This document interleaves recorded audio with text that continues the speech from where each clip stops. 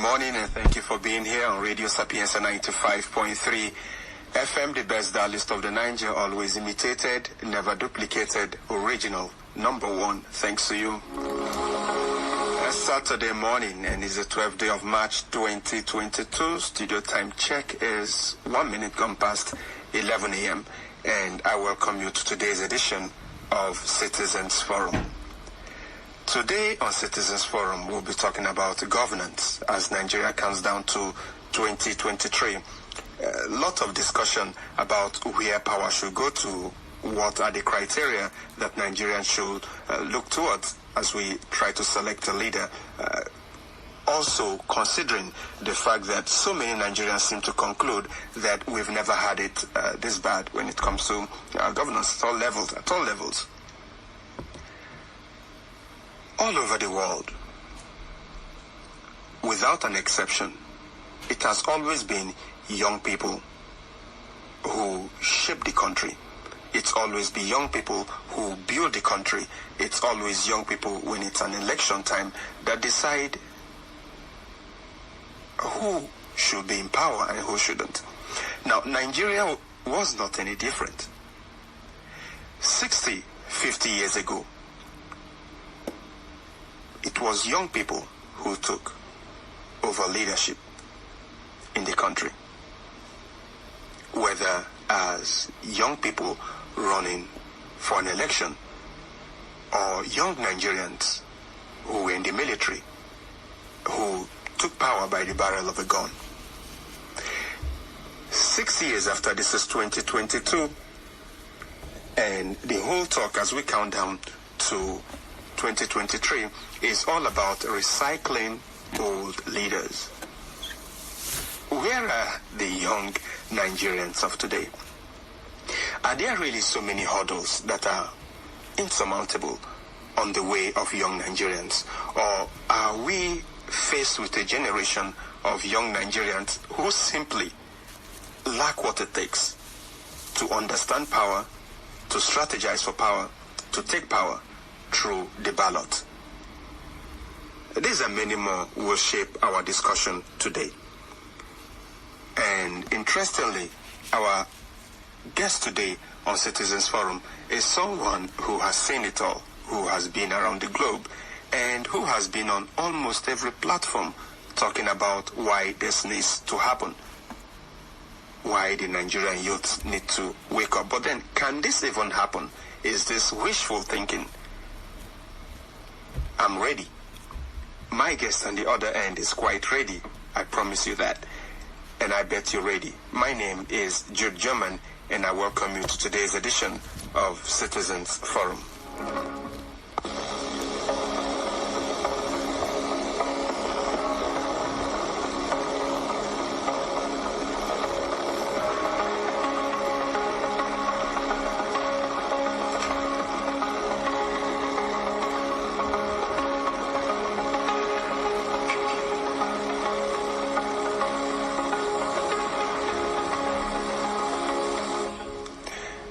Good morning, sir. How are you? Yeah, I'm fine. Good morning and welcome to Citizens Forum on Radio Sapientia. Thank you. All right. Okay, my guest today on Citizens Forum is a professor of hematology, oncology, and bone marrow transplantation. He has practiced medicine across continents, and of course, on the national level, on the national stage, we know him as the former executive Secretary, the CEO of the National Health Insurance Scheme, NHIS. Professor Usman Yusuf, welcome to Citizens Forum. Thank you, Jude, for having me. Okay. Now, you've been on various platforms, and inviting you to this program, we were really touched when we saw a clip that was from the 19th edition of the Maitama Sule Leadership Lecture Series, which was organized by the CNG in Sokoto State. Sometime in February this year. And you spoke so passionately, not only about the country, but most especially you talked about why you thought young Nigerians, the Nigerian youth, must wake up to their responsibility and take their country back. I'm going to begin this way. Why do you think this is important? Why do you even worry? Why do you think any Nigerian should worry? Yeah, why it is important is we were once young. And I said during my generation owes this country a debt of gratitude we can never repay. Because my generation has benefited from this country more than we've given back. And I said during my time, our parents did not pay a single thing from primary school to university. And the village schools we thought we went to are better than the best primary schools now, the best private schools now. And we went into the world and to the best centers and competed favorably from the village primary and secondary schools we went to. So the leaders of that time, from all regions of this country, invested in their youth. The story is different today. Show me the child of any governor, any member of House of Reps or senator or president that goes to a private school, that goes to a public school in Nigeria or public hospitals. So we are now saddled with a leadership that benefited, but have now destroyed what they benefited from. And the children of the poor are left into dilapidated hospitals, dilapidated schools. Doctors go on strike for months. Government does not care. ASWA is on strike. Government does not care. Children are at home because their children are out there abroad. And okay, you send your child abroad, spend all the money, they come back, no work. Only the children of the rich get plum jobs in the NNPC, in the NDDC, and all these good places. Or if you can pay. So Nigeria is a country that has not done well to its youth. And I was telling the youth they need to wake up. Because this country belongs to them. That nations all over the world are built by youth, not the aged. And this country belongs to them. And they have the number. They have their PVC. And I told them the number is what is very, very important. They should use their PVCs and flush out bandits out of government all across this country. From the edges of the Sahara where I come from, to the creeks of the Niger. We are governed and ruled by people who do not care about anybody but themselves and their families. So waking up children, youth, and taking their conscience and tell them they should come over themselves and save this country. That was the essence of the talk. And the coalition of northern groups, that was the student wing of the CNG, Coalition of Northern Group. They have student unions all across northern tertiary institutions. And we were going around mobilizing this youth and telling them to vote, to register, to vote, and vote their conscience, and make sure they save this country come 2023. All right, that's good. Now, as you go around preaching this message, as it were, I don't know the feedback you've been getting, but I'm going to throw to you some questions.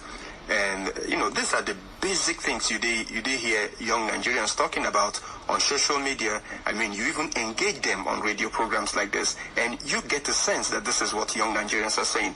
And they say things like, why should we even bother when our votes don't count? Why should we even bother when, quote in, quote out, the owners of the country, the heavyweights who own this country really have already decided even before an election who will win and who will lose? And every time we try to make some kind of change, we are always held back. Now, when you get, I don't know if you have heard all of these narratives. Now, when you do, or if you do, how do you respond to this? Good, and I hear that more than everybody else. You know why, Jude? I come from Katsina. When I go to Katsina, you come to me and ask me, sir, why should I vote? Why should I even register to vote? Because We have voted our son. Our son is in the villa. And we have nothing to show for it. We gave President Muhammadu Buhari from Katsina 1.2 million votes. Majority of that vote are from youth and women. Lagos gave him half of that. So kids telling me, why should we vote? Why should we even register to vote? We've seen nothing now in Katsina, no development. We've seen banditry, a third of my state. Katsina is under siege. So all we have to show in Katsina, the kids are telling me, for our 1.2 million vote, voting our son into the villa is death and destruction. And I tell them, this is all the more reason why you should register and vote to change this. Because 2023 election will be more important, more consequential than 2015 or 2019. Because this country is in a mess. It's in a deep ditch. And these same people that put us in this ditch are not coming out and saying, oh yeah, we finish our 8 years, we're going to hand you over to this set of guys. As if we don't matter, as if it's football. Yeah? Sane passing to Mane and who and you and Salah, and we don't matter. And I tell these kids that they matter. What matters, the most important weapon they have, they don't have AK-47 or AK-49. Their PVC is their AK-47. They must mobilize and vote. And this is what I see with this kid. They spend a lot of time talking on the internet, and it does not translate into voting. Translate your anger and your frustration into registering to vote for the person that you think will get this country out of this mess. On election day, go out and vote. Because these people want your number. If they think you're not going to vote for them, they don't want you to come and vote. So these kids, children all across this country, I call them children because they are my children. I'm 61. I am calling the youth of this country all across not to despair, but to register and vote and make a difference. Their number will make a difference in this country. Vote out all these bandits that want to come back again and wreck this country. Because this country is a mess. Before this 2015, the price of 50 kilograms of rice was 7,000. Now, 8 years after this government, the price of 50 kilograms of rice is going up to 30,000. And the minimum wage, that is in those who have jobs, is 18,000. Many states do not pay minimum wage. So we are saying rice is out of the reach of the common man. Only the youth can change things. Only the youth. This is my call. Nigerian youth all over this country, do not despair. Your PVC is your AK-47, is your AK-49. Register and vote out these people, these politicians I call political bandits, out of government, and choose the ones you think will make a difference locally and nationally. Forget them if they come to you. He's from my tribe, he's from my religion, they're all crooks. They use this to divide us. When we were young, we went to ABU Zaria. That was the first place in my life I saw a Fulani man from Yola, or a Kanuri man from Borno, or an Igibio man. We were all there. Our parents did not send us there to divide ourselves. Our parents sent us there to learn from each other, and learn we did. That was the best time of our lives. But now politicians are dividing children, are dividing our youth against themselves. They don't even teach our children history. So we're growing up without a history. Any nation or any people that grow up without history, that people are lost. Go to United States, before you become a citizen, you must know the history. Go to UK, go to all. We are now learning Greek history. You read the Bible, you read the Quran, it's talking about histories, and we don't have our history. They're erasing our history. So, youth of the nation, rise up.